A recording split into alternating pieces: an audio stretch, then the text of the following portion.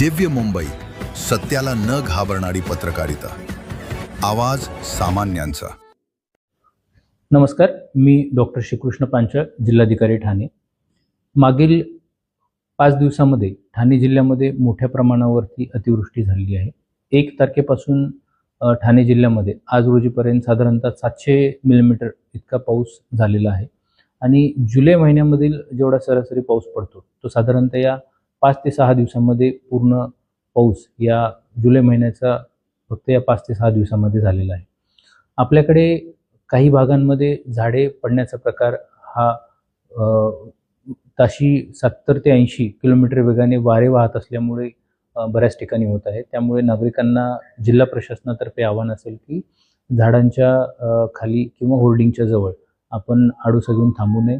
त्याच पद्धतीनं सर्व प्रशासनाने ही जी झाडं असतील, त्याचे फांद्या असतील, असुरक्षित काही होर्डिंग्स असतील ते हटवण्याबाबत मान्सूनपूर्वही काम केलं आणि आत्ताही प्रशासन फील्डवरती राहून सर्व महापालिका, नगरपालिका, नगरपंचायत, जिल्हा परिषद आणि जिल्हा प्रशासन हे सर्व एकत्रितपणे याच्यामध्ये काम करत आहे. त्याच पद्धतीनं आपल्याकडे जी नदीकाठची गावं आहेत तर त्यांना देखील उल्हास नदीची धोक्याची पातळी गाठली असल्यामुळे तिथल्या भागातील लोकांना सतर्कतेचं आव्हान जिल्हा प्रशासनामार्फत देण्यात येत आहे. क्षेत्रीय स्तरावरती अधिकारी सर्व जी सखल भाग आहेत तर त्या भागांमध्ये काही ठिकाणी नागरिकांचं जे स्थलांतरण आवश्यक आहे त्या पद्धतीनं ती कारवाई करण्यात येत आहे.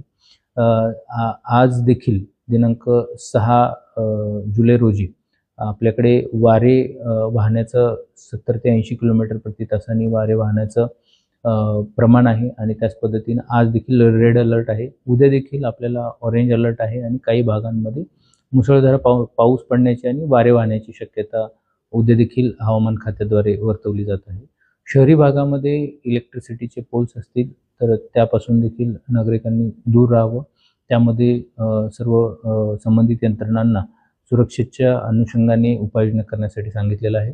सोसायटीमध्ये जे इलेक्ट्रिकचे कनेक्शन असतात, काही ठिकाणी पाणी सोसायटीच्या गेटच्या तिथे साचल्यामुळे त्या पद्धतीनं सोसायटीने देखील सुरक्षेच्या उपाययोजना कराव्या. इलेक्ट्रिकचे जे कनेक्शन्स असतील, लूज कनेक्शन आहेत का नाही ते तपासून घ्यावे आणि संबंधित विभागांना देखील अशा जे सखल भागामध्ये जे सोसायटी आहेत, पाणी जिथे साचतं आहे तिथे देखील महावितरण विभाग असेल किंवा इतर ज्यांच्याकडून विद्युत पुरवठा होतोय त्यांना देखील अशा प्रकारच्या सूचना देण्यात आलेल्या आहेत.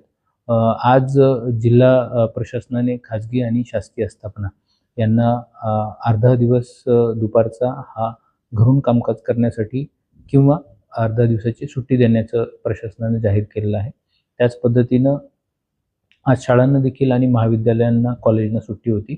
तर जास्तीत जास्त नागरिकांनी घरामध्येच राहून आवश्यकता असेल तेव्हाच बाहेर पडावे आणि हीच खबरदारी उद्या देखील सर्व नागरिकांनी पाळावी असं आवाहन जिल्हा प्रशासनाच्या तर्फे करण्यात येत आहे. जिल्हा प्रशासनाचे जे संपर्क क्रमांक आहेत ते देखील सर्व ठिकाणी प्रसिद्धी देण्यात आलेली आहे. महापालिकेचे असतील, नगरपालिका आणि जिल्हाधिकारी कार्यालय यांचे सर्वांचे हेल्पलाईन नंबर हे चालू आहे. 24/7 हे नंबर चालू असतात. कोणतीही तक्रार असेल किंवा कोणतीही समस्या असेल तर त्वरित या हेल्पलाईन नंबरवरती संपर्क करावा. सतर्कता नागरिकांनी घ्यावी आणि जिल्हा प्रशासनाला या आपत्ती व्यवस्थापनमध्ये सहकार्य करावं.